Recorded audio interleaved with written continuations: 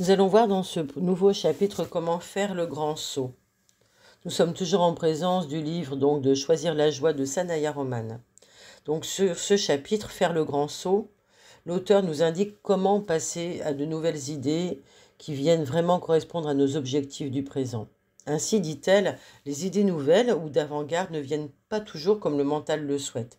Elle explique qu'en imaginant ce qu'il y a de meilleur pour nous, il est important que nous utilisions notre mental pour aller encore plus loin et plus haut. Il faut laisser venir les premières images de notre souhait. Alors que le mental crée les images, celles-ci vont se porter à la lumière de l'âme, de notre être intérieur, qui est auteur de tout ceci. L'âme renvoie alors au mental des nouvelles idées, de nouvelles visions. Ok. Votre souhait, notre souhait peut sembler approprié au moment où le mental le formule. Mais lorsqu'il se réalise, peut-être qu'il ne correspond plus à l'attente. Cela provient du fait qu'en demandant une certaine chose, cela vient activer les ressources de notre être supérieur. Et peut-être que lorsque l'on reçoit la réponse, celle-ci est bien meilleure, ou sur un aspect inconscient, elle est différente. Vous vous demandez peut-être pourquoi certaines réponses aussi mettent du temps à venir. Alors franchir une étape demande un certain temps dans l'absolu, et cela aussi dépend de votre capacité à créer. Si vous regardez dans votre passé, vos demandes non comblées, vous vous apercevez qu'elles ne correspondent plus à vos désirs et que ce qui s'est manifesté était ce qu'il y avait de meilleur pour votre évolution. Et ce constat se fait a posteriori. Certaines de vos attentes ne seront comblées que plus tard. Il existe donc un niveau différent de celui du mental, c'est celui de l'esprit. L'esprit vous dit comment recevoir, non par la voie du mental, mais par le biais des subtilités, du hasard, des coïncidences, des sentiments, des émotions, des petites intuitions qui vous guident. Et après avoir utilisé votre mental pour demander à l'univers ce que vous désirez, vous devez vous mettre en position d'écoute. L'écoute de vos impulsions spontanées, de ce qui vous guide, de tout ce qui est créateur en vous, de toutes ces impulsions. Elles vous semblent peut-être ne pas avoir de rapport direct avec le but que vous vouliez atteindre. Il se peut même, par exemple, que vous prépariez à un certain succès financier, un succès soudain, que vous décidiez de profiter peut-être de l'été pour aller étudier ailleurs, alors que vous aviez demandé autre chose. Mais quand vous vous mettez dans cette position de confiance à ces pulsions intérieures, en partant étudier quelque part au soleil, eh bien une idée nouvelle vous apporte toute la richesse escomptée. Et l'âme, votre âme, ne cesse de vous indiquer toujours la direction qui vous convient. Mais encore faut-il que vous preniez conscience de votre propre confiance en vous, en la vie, et que votre foi soit là pour faire le grand saut et suivre votre guidance intérieure. En effet, si vous désirez effectuer un changement important dans votre vie, vous devez changer les croyances qui vous ont empêché ce changement dans le passé. Si vous êtes très clair sur vos intentions, comme par exemple de passer d'une certaine prospérité financière à une autre, d'un succès à un autre, vous devez opérer les changements en vous-même. Et en deux mots, si vous étiez déjà parvenu là où vous voulez être aujourd'hui, à ce niveau-là de votre personnalité, eh bien, vous n'aurez plus besoin de faire quoi que ce soit. Vous possédez déjà ce que vous désiriez. Mais prenons un exemple. Une femme qui veut être millionnaire et que pour l'instant n'a pas de quoi se payer son loyer. Elle dit « je veux être millionnaire et je veux que ça aille aussi vite que possible ». Alors si elle croyait réellement obtenir ce qu'elle demande, si elle y croyait déjà réellement, elle l'aurait déjà eu. Donc ça veut dire qu'il y a un autre travail à faire. Et lorsqu'elle demande à l'univers qu'un changement s'opère dans sa vie, cette requête passe de son mental à son esprit. L'esprit retransmet alors des signaux au mental, et là, l'être émotionnel nous montre la meilleure manière d'obtenir ce changement. Donc il faut être attentif à ce genre de signal. Pour transformer la vie à différents niveaux et permettre ce changement, nous venons donc de parler du désir d'un meilleur succès financier dans l'exemple. Donc cette femme, elle devra apprendre les nombreux principes de la prospérité. Pour cela, son âme va la diriger dans certains livres ou vers certaines personnes afin d'apprendre ces principes. Peut-être vous-même êtes-vous guidé vers moi pour cela, sur cette chaîne YouTube, et vers ce livre.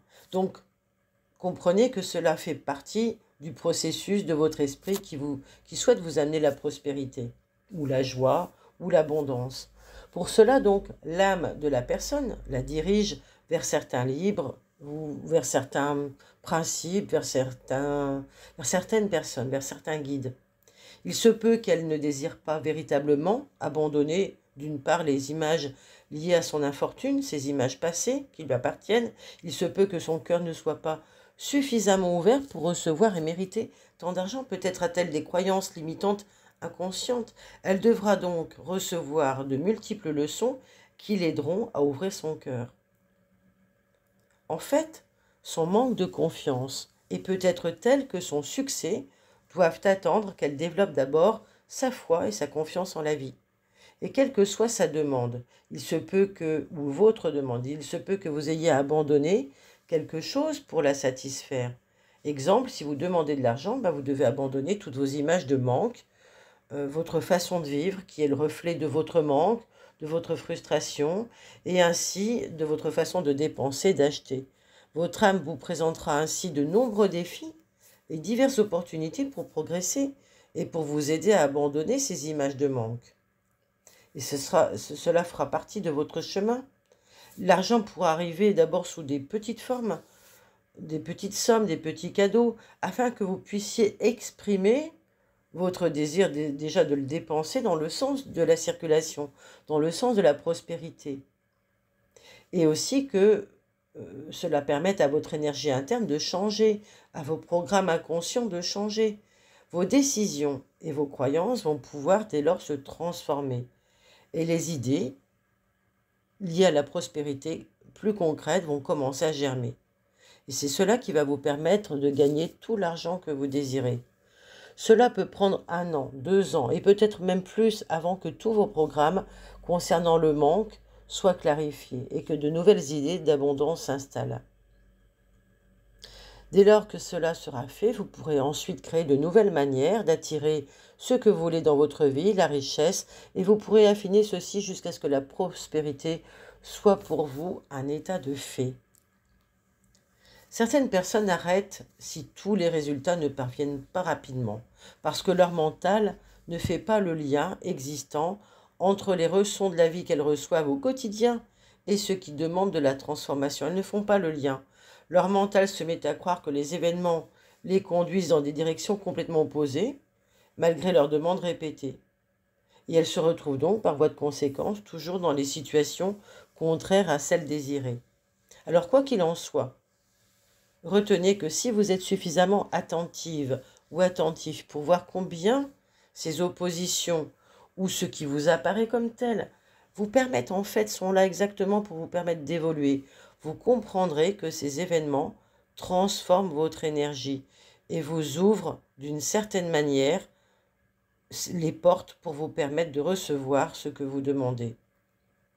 Par exemple, cette femme qui renonçait, qui demandait à doubler son salaire mensuel. Figurez-vous que peu de temps après, son patron va diminuer son salaire de moitié, pour différentes raisons qui appartenaient à l'entreprise. Eh bien, elle aurait pu avoir l'impression de recevoir le contraire et rester figée dans sa frustration, sa colère, son sentiment d'injustice. Oui, elle aurait pu. Et elle a reçu donc le contraire de ce qu'elle avait demandé. Au lieu de cela, elle a commencé à progresser et elle s'est dit, c'est une réponse de l'univers à ma demande, donc elle a donné une autre réponse, elle a écouté et elle s'est dit, c'est peut-être pour moi l'occasion, en fait, de me lancer dans les affaires. C'est un appel du pied et comme j'en rêvais depuis des années, cette baisse de salaire devient une motivation supplémentaire pour aller de l'avant et lancer ma propre affaire. Quelques années plus tard, elle obtient le salaire qu'elle avait demandé, mais dans sa propre affaire. Alors, comme vous le voyez, le fait de changer demande bien plus que le fait de demander et de recevoir. Vous devez juste aller en vous-même dans ce processus, renforcer votre foi et votre confiance pour ouvrir votre cœur. Vous devez faire confiance en vos guidances intérieures, en vos impulsions pour passer du niveau présent à un niveau plus élevé d'abondance. Vous devez abandonner de nombreuses images que vous avez de vous-même, déjà toutes les images limitantes, négatives, tous vos ressentis négatifs sur vous-même, et vous aurez maintes opportunités d'évolution pour changer ces images mentales. Au niveau de votre âme, l'évolution, c'est toujours de la joie, et elle est toujours disposée à vous aider dans cette voie. Mais encore faut-il que vous soyez prêt à l'entendre. Que vous évoluiez donc à travers la douleur ou à travers la joie, on est toujours dans l'évolution qui est le but final. Et cette évolution mettra le temps qu'il faut, le temps qui vous sera nécessaire pour vous permettre de recevoir ce que vous avez demandé.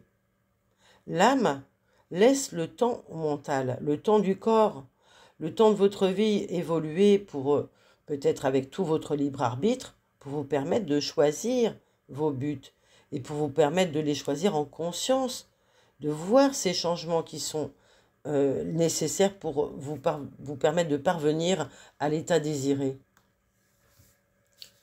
Plus vous allez aider et vous aider de votre mental, plus vous allez participer à l'évolution de votre âme.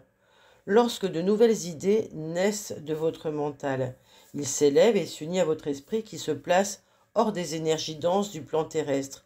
L'esprit vous répond à travers vos émotions, le plus souvent par vos sentiments, pour vous donner l'impression que vous devez agir d'une certaine manière. Et lorsque ces sensations vous parviennent, vous essayez quelquefois d'ignorer votre mental pour ne pas le mettre en tort. Parce que le mental cherche bien souvent des raisons et des explications avant d'agir. Mais si votre désir de faire quelque chose est vraiment fort, il est très important de suivre ce désir. Le mental peut essayer de vous raisonner à ce propos, parce qu'il suit les programmes habituels qu'il connaît.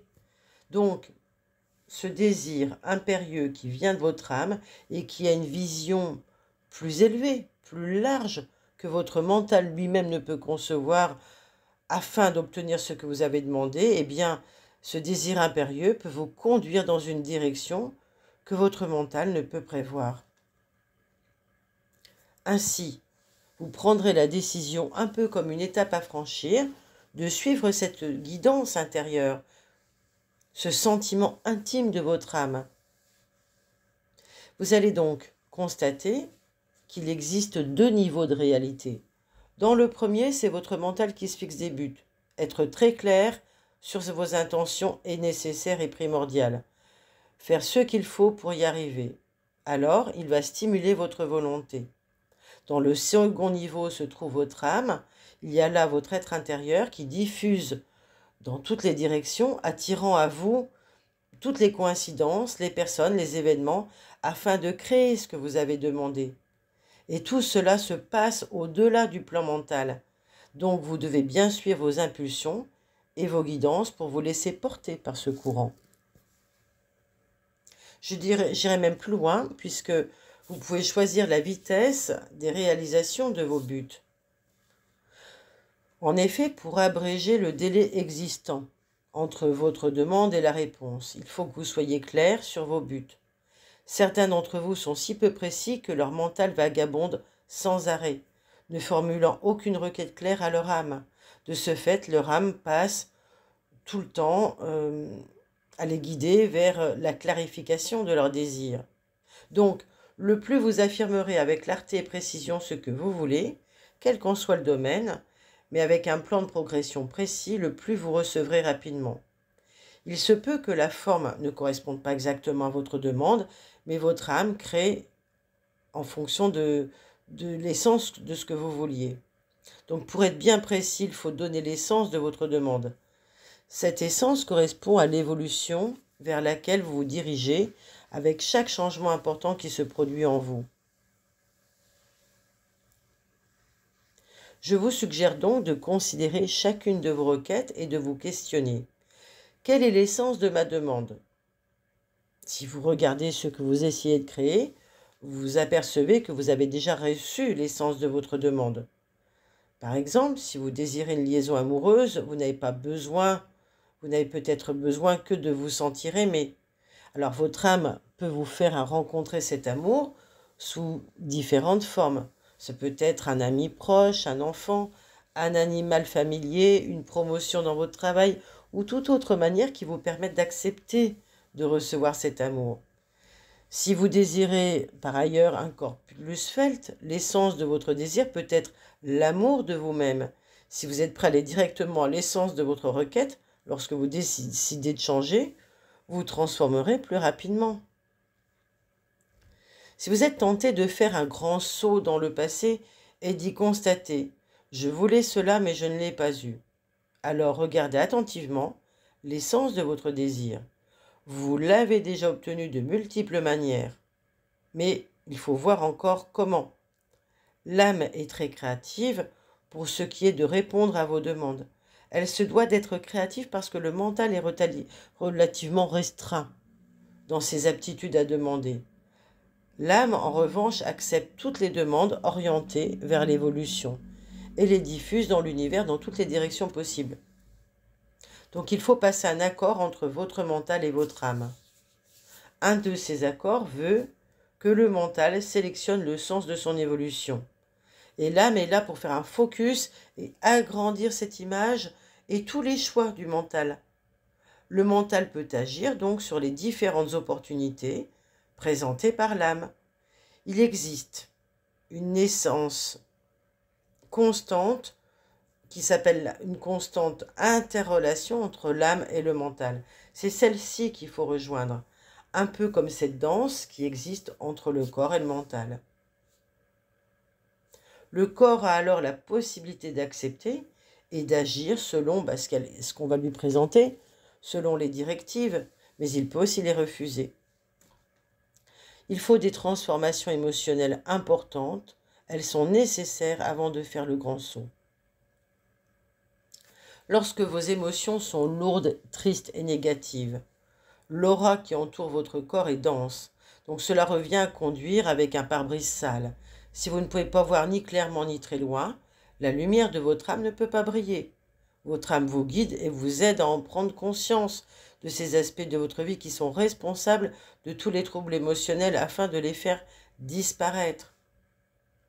Trouvez des moyens de calmer vos émotions, parce qu'ainsi vous atteindrez vos buts plus rapidement. Lorsque vous êtes calme et paisible, votre âme peut venir au travers de vos émotions pour vous guider. L'âme vous guide au travers du corps émotionnel en cas d'urgence, au travers d'inspirations ou de sensations soudaines qui vous portent dans un espace différent. Faire le saut n'implique pas une volonté délibérée de se débarrasser de ses ennuis et déceptions, mais plutôt le désir de créer le plaisir et la joie. Pensez à ces moments où vous venez de créer quelque chose de grand. Vous trouvez les motivations qui vous ont permis de créer cela. Et vous dites souvent « je dois faire ceci pour être heureux ». Si ces choses ne vous apportent qu'une sensation de soulagement, vous continuerez à les accomplir comme une obligation et non pas comme un accomplissement. Vous devez alors trouver réellement les désirs et les motivations pour tout ce que vous voulez entreprendre. Il vous faut de solides motivations et une réelle directive intérieure pour faire le grand saut vers la transformation. Cela ne marchera pas si votre mental la crée seulement comme une chose agréable ou bonne. Il faut vraiment que cela vous porte à tous les niveaux, vous stimule émotionnellement et que vous désiriez vraiment le faire. Ne pas aimer la pauvreté n'est pas suffisant pour s'en sortir. Vous devez vraiment désirer, aimer, gagner de l'argent si vous en voulez. Vous ne pouvez pas obtenir ce que vous désirez en détestant votre manque de votre vie dans vos vies. Si vous cherchez à savoir chaque fois que vous voulez faire un grand saut en avant quelle est votre motivation, eh bien si vous ne voyez aucune motivation autre que le fait de ne plus vous sentir mal à l'aise, posez-vous la question, quelle motivation puis-je trouver ? Vous pouvez toujours trouver l'argent nécessaire pour faire ce que vous avez envie de faire. Vous pouvez toujours trouver le temps nécessaire pour faire ce qui vous passionne. Il en est de même pour cette profonde transformation. Si vous pensez devoir complètement transformer un domaine de votre vie, mais que vous ne l'avez pas encore fait, demandez-vous si vous voulez réellement ce changement. Vous connaîtrez la différence. Si vous travaillez en vue de ce changement encore non réalisé, sachez maintenant que tout ce que vous faites dans votre vie vous en rapproche. Entrez en vous-même un moment et posez-vous cette question. Quel grand saut suis-je en train de préparer ? En quoi les événements récents m'y préparent-ils ? L'esprit travaille mieux s'il possède des repères dans sa progression. D'une certaine manière, l'esprit est comme un enfant. Les enfants ne pensent pas à l'université à l'âge de 2 ans. Ils pensent à manger et à voir leurs amis. Leur esprit est ainsi. Créez quelque chose qui sera agréable demain, un petit pas, une petite action qui vous rapprochera de votre but. L'esprit aime avoir des repères et sentir qu'il réussit. Qu'est-ce que vous aimeriez créer demain qui vous rapprocherait de votre ultime destinée? Dans un deuxième temps, questionnez-vous, y a-t-il une urgence intérieure à propos d'une chose que je dois faire, que j'ai mis de côté? Ce à quoi vous pensiez peut-être peut prendre trop de temps ou ne pas être adéquate. Alors, vous pouvez commencer à travailler sur vos émotions, sur votre mental afin de vous préparer au grand saut. Si chaque matin en vous réveillant, vous répondez à ces questions. Quelle est l'urgence intérieure de cette journée? Que puis-je faire pour démontrer à mon mental que je m'approche des buts fixés? Vous progresserez ainsi beaucoup plus rapidement. Votre mental aime sentir qu'il avance. Vous devez le satisfaire. Les émotions sont plus joyeuses lorsqu'elles réalisent un progrès. Soyez conscient de cela. Soyez conscient que le pas que vous faites n'est peut-être pas celui qui vous est nécessaire. Malgré tout, il vous apporte une satisfaction et vous fait progresser. Le mental n'est pas capable de relier les événements les uns après les autres. Un appel téléphonique, un problème particulier qui émerge. Avec cette progression, souvent votre vision est grandiose. Mais tous les petits conscients de cette vision ne semblent pas correspondre au moment présent. Alors même la remarque d'un ami ou un appel téléphonique peuvent participer de cette évolution. Le mental, encore ignorant de tous les nouveaux domaines qui s'ouvrent ou d'un changement des croyances, n'entérine pas nécessairement le mouvement qui s'amorce. Il ne pense pas que vous évoluez ou que vous atteigniez un de vos buts. Il fait simplement preuve d'impatience et d'incrédulité. Il peut obscurcir d'ailleurs vos émotions et rendre cette transition un peu plus difficile. Mais si vous pouvez donner à votre mental la satisfaction d'avoir accompli quelque chose et de vous aider à progresser vers votre évolution, cela va guider vos émotions. Demandez-vous quel pas vous aimeriez faire pour vous rapprocher de vos buts. Demandez-vous s'il n'existe pas des urgences intérieures auxquelles vous pourriez répondre au cours du mois prochain ou de la semaine prochaine. Ils n'ont aucunement besoin d'être dépendants des buts fixés. Prenez une décision et tenez-vous-y. Donc pour faire le grand saut, vous pouvez voir quel est le grand changement intérieur que vous aimeriez dans votre vie, ce que vous devez abandonner pour que cela se produise. Est-ce qu'il y a des croyances, des attitudes, des choses, des personnes? Et quel est le sens de ce but? L'essence de ce but, existe-t-il autre chose qui vous donnerait cette essence que vous désirez obtenir? Quelle est votre motivation pour y arriver et qu'allez-vous en retirer? Souvent, ces urgences intérieures ou ces impressions présentes dans votre mental sont liées à cette transformation. Même si cela ne semble pas évident à première vue, vous pouvez écrire la liste des urgences intérieures qui vous appellent. Commencez par faire quelque chose dès la semaine prochaine. À bientôt et merci pour votre écoute et vos partages.